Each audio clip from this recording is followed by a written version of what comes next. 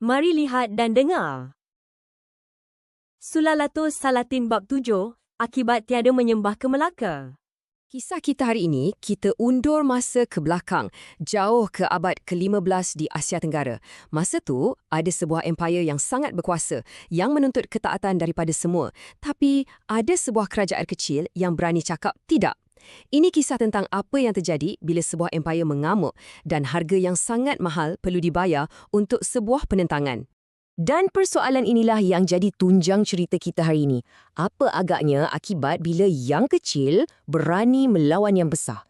Sejarah kejatuhan Kampar ni bagi kita jawapan yang, terus terang cakap, sangat dramatik dan tak mudah untuk dilupakan. Jadi, kita akan selusuri kisah ni dalam 5 babak. Mula-mula, keberanian untuk menolak. Lepas tu, pertempuran yang tak dapat dielakkan, diikuti dengan pertarungan hidup mati antara wira-wira mereka, sehinggalah kepada kemusnahan sebuah kota. Dan akhir sekali, ganjaran yang menanti si penakut. Okey, jom kita mula dari mana semuanya tercetus. Macam mana konflik ni boleh bermula? Semuanya berpunca daripada satu tuntutan oleh yang berkuasa dan satu penolakan oleh yang berani.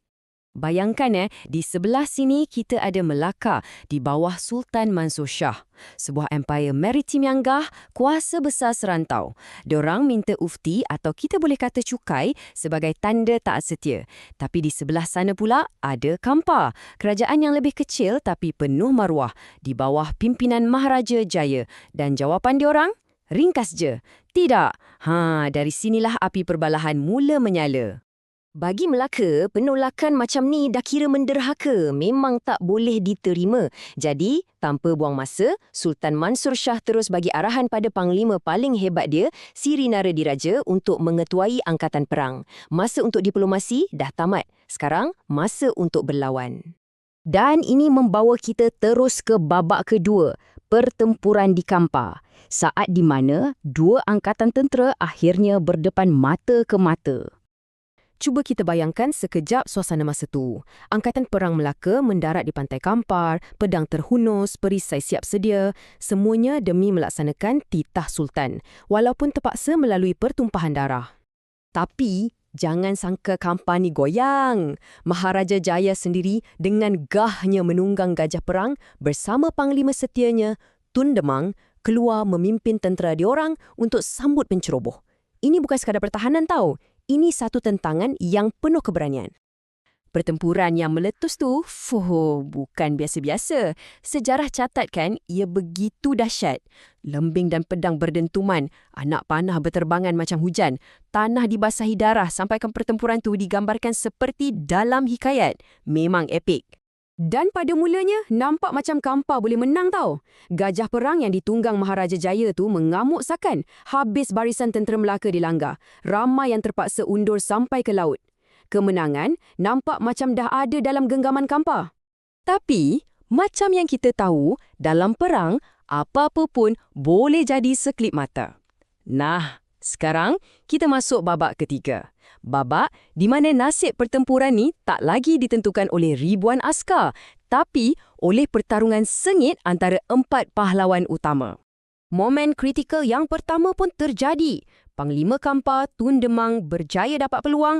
Zas, dia tikam pahlawan handalan Melaka, Khoja Baba, dengan lembingnya. Dalam kesakitan tu, Khoja Baba menjerit pada ketua dia, Sri Naradiraja. Dia jerit, "Orang kaya, berterluka."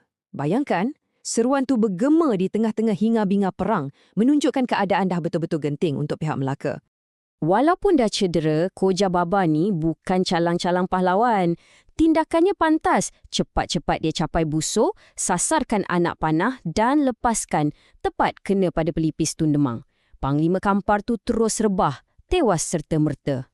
Bila Maharaja Jaya nampak panglima kesayangan dia tewas depan mata, apa lagi? Mengamuklah dia. Penuh dengan kemarahan, dia terus arahkan gajahnya untuk rempuh terus ke arah panglima besar Melaka, Sri Naradiraja. Inilah dia kemuncaknya. Raja lawan panglima besar. Tapi, Sri Naradiraja, dia langsung tak berganjak. Dengan tenang, dia tunggu rempuhan gajah tu.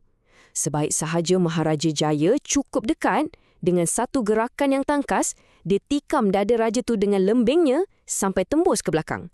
Maharaja Jaya jatuh dari gajahnya dan bersamanya jatuh jugalah harapan seluruh kerajaannya.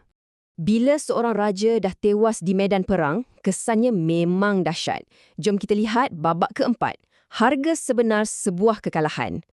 Cuba bayangkan, bila tentera nampak raja dan panglima mereka sendiri tumbang depan mata, memang hancur luluh semangat mereka. Tanpa pemimpin, barisan pertahanan pecah. Masing-masing lari untuk selamatkan diri. Pertempuran dah berakhir. Akibat kekalahan ni sangat kejam. Tentera Melaka menyerbu masuk ke Kota Kampar tanpa belas kasihan. Rakyatnya ada yang ditawan, ada yang dibunuh. Segala harta benda dirampas. Dan sebagai penamat, seluruh kota dan kubu pertahanannya dibakar sampai jadi abu.